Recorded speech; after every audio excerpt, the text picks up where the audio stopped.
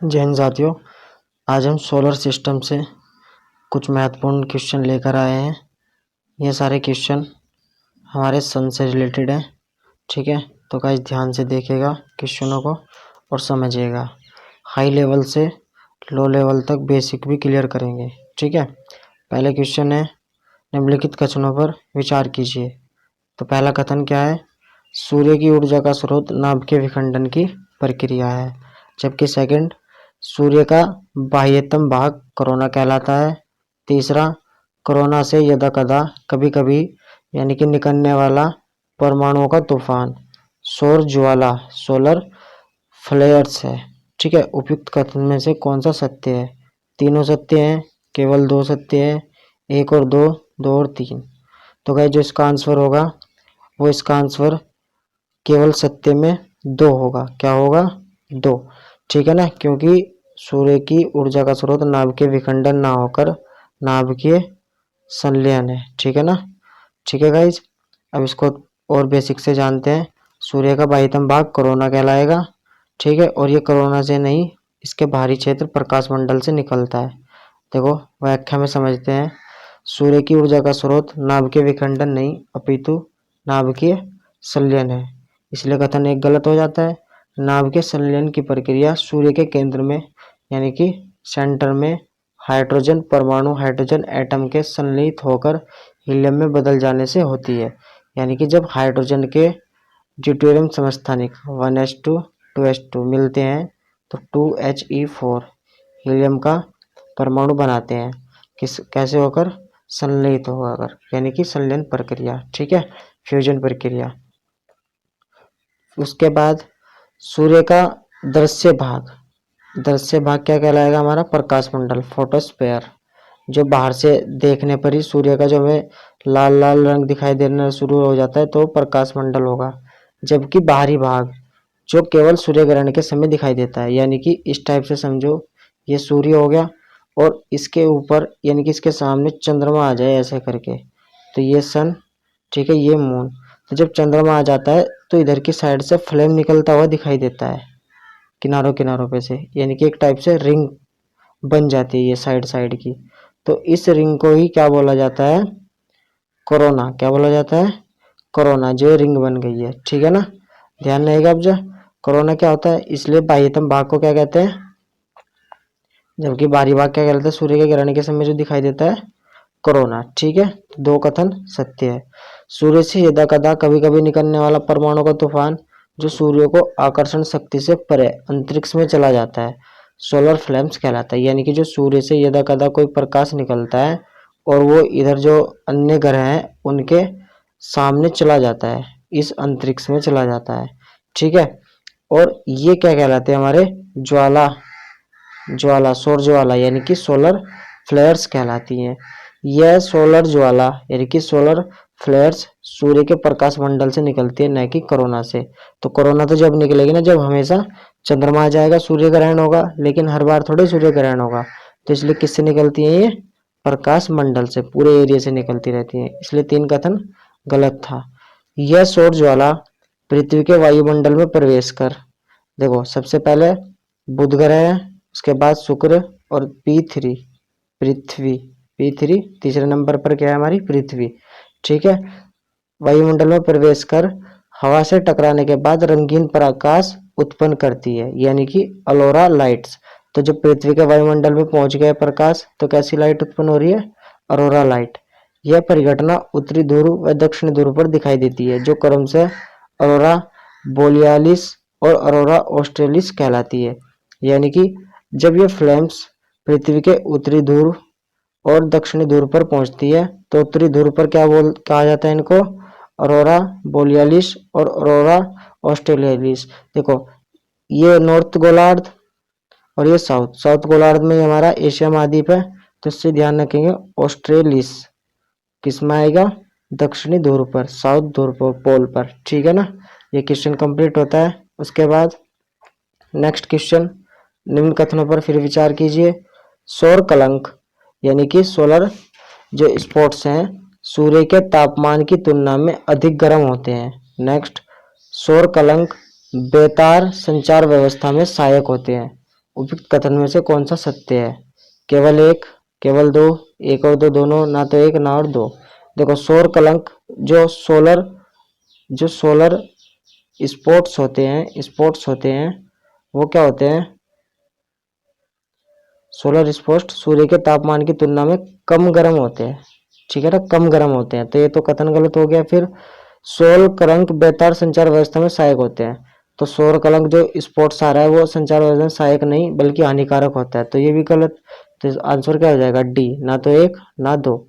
ठीक है, व्याख्या में देख लेते हैं। सौर कलंक का तापमान सूर्य की तुलना में कम, लगभग कितना? 1500 डिग्री सेल्सियस होता है, अतः कथन एक असत्य है। ध्यानवत है, ध्यान क्या देना है कि जिस स्थान से सौर ज्वाला निकलती है वहां काले धब्बे दिखाई पड़ते हैं, जिनको सोलर स्पॉट्स कहते हैं। यानी कि जो सौर ज्वाला, सोलर फ्लेयर्स निकल रही है वहां पर क्या होता है? कुछ काले धब्बे दिखाई देंगे, उनको क्या बोल देंगे हम? Solar spots. ठीक है, सोलर कलंक से प्रबल चुंबकीय विकिरण निकलता है जो पृथ्वी पर बेतार संचार व्यवस्था को बाधित करता है, न कि सहायता, तो इसलिए कथन दो भी गलत हो जाता है। प्रबल चुंबकीय विकिरण, ठीक है ना, ये ध्यान रखना है। उल्लेखनीय है कि सौर कलंक की प्रक्रिया कितने वर्षों में पूरी होती है? 11 वर्षों में पूरी होती है, जिसे हम सौर कलंक चक्र कहते हैं। ठीक है, फिर इसरो ने सूर्य के कोरोना एवं बेतार संचार व्यवस्था को, ठीक है ना, संचार व्यवस्था को अध्ययन हेतु आदित्य 1 नामक उपग्रह का निर्माण प्रक्रिया को आरंभ किया गया है। किसके द्वारा कर रखा है? इसरो ने क्या कर रखा है? आदित्य 1। किसके लिए?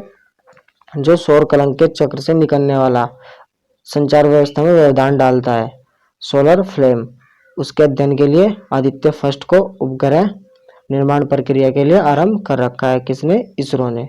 ठीक है, नेक्स्ट क्वेश्चन पे चलते हैं। सभी ग्रह सूर्य की परिक्रमा पश्चिम से पूर्व की दिशा में करते हैं। नेक्स्ट कथन, सभी ग्रह सूर्य के परिधि दीर्घवृत्ताकार कक्षा में यानी कि इलिप्टिकल ऑर्बिटल में जो है परिक्रमा करते हैं। पृथ्वी केवल सूर्य के प्रकाश से ही प्रकाशित होती है। उपयुक्त कथन में से कौन सा सत्य है? तीनों सत्य हैं, केवल 2 और 3, या 1 और 3? तो गाइस समझते हैं फिर से। देखो सूर्य के चारों ओर जो भी ग्रह हैं वो पूर्व से पश्चिम की दिशा की ओर चक्कर नहीं लगाते। 2 ग्रह ऐसे हैं, जैसे एक तो शुक्र और एक अरुण, ये दोनों पश्चिम से पूर्व की बजाय पूर्व से पश्चिम की ओर चक्कर लगाते हैं, पूर्व से पश्चिम की ओर चक्कर लगाते हैं, तो इसलिए कथन गलत हो जाता है। फिर नेक्स्ट, सभी ग्रह सूर्य के परिधि दीर्घवृत्ताकार कक्षा में, सूर्य और ये ग्रह दीर्घवृत्तीय कक्षा में ऐसे चक्कर लगाते हैं, ठीक है ना, ये ग्रह आएगा तो ये भी ऐसे चक्कर लगाएगा, तो ये तो कथन सही हो जाता है इसका। फिर सूर्य केवल, पृथ्वी जो है सूर्य के प्रकाश से प्रकाशित होती है, ये कथन भी सत्य है, क्योंकि जो सूर्य है वही अपना प्रकाश पृथ्वी पर, अर्थ पर भेजता है, और यदि चंद्रमा इसकी गति कर रहा है, इसके उपग्रह है, तो उससे भी परावर्तित होकर किसका प्रकाश आता है? वो सन का, ना कि चंद्रमा खुद का प्रकाश रखता है। ठीक है, तो इसका आंसर क्या हो जाएगा? केवल 2 और 3 आंसर सही हो जाएंगे, यानी कि कथन सही है। व्याख्या में देखते हैं। साथ ही जो इसमें लिखा हुआ है ना पश्चिम से पूर्व, ये अपवाद क्या है? ये पूर्व से पश्चिम की ओर घूमते हैं, पूर्व से पश्चिम की ओर घूमते हैं, जबकि अन्य सभी ग्रह पश्चिम से पूर्व की ओर घूमते हैं, ठीक है ना, यानी कि वेस्ट से ईस्ट की ओर घूमेंगे। और जो अपवाद है यानी कि शुक्र और अरुण, यूरेनस, ठीक है ना, वीनस और यूरेनस, ये दोनों क्या करते हैं? ये ईस्ट से वेस्ट की ओर घूमते हैं, तो ये अपवाद है, इसलिए सभी ग्रह एक साइड नहीं घूमते, इसलिए कथन एक गलत हो जाता है। उसके बाद सूर्य के सापेक्ष सभी ग्रह की कक्षा दीर्घवृत्ताकार इलिप्टिकल है, जिस पर वे अपने अपने दिशानुसार चक्कर लगाते हैं, तो कथन 2 सत्य है, तो इलिप्टिकल फॉर्म में चक्कर लगाते हैं सभी ग्रह, किसके? सूर्य के। फिर पृथ्वी केवल सूर्य की रोशनी से ही प्रकाशित होती है, यद्यपि रात्रि में चंद्रमा से परावर्तित प्रकाश द्वारा भी पृथ्वी चमकती है, परंतु चंद्रमा भी स्वप्रकाशित नहीं है, वह भी सूर्य के प्रकाश को पृथ्वी पर परावर्तित करता है, तो कथन 3 सत्य हो जाता है। अब उल्लेखनीय क्या है कि पृथ्वी पर सूर्य की रोशनी आने में लगभग 8 मिनट 16 सेकंड का समय लगता है, तो ये 8 मिनट 16 सेकंड भी आ सकता है, 8 मिनट कभी कभी 18 सेकंड भी लिखा जा सकता है और केवल 8 मिनट भी, तो कंप्लीट 8 मिनट का समय लगता है।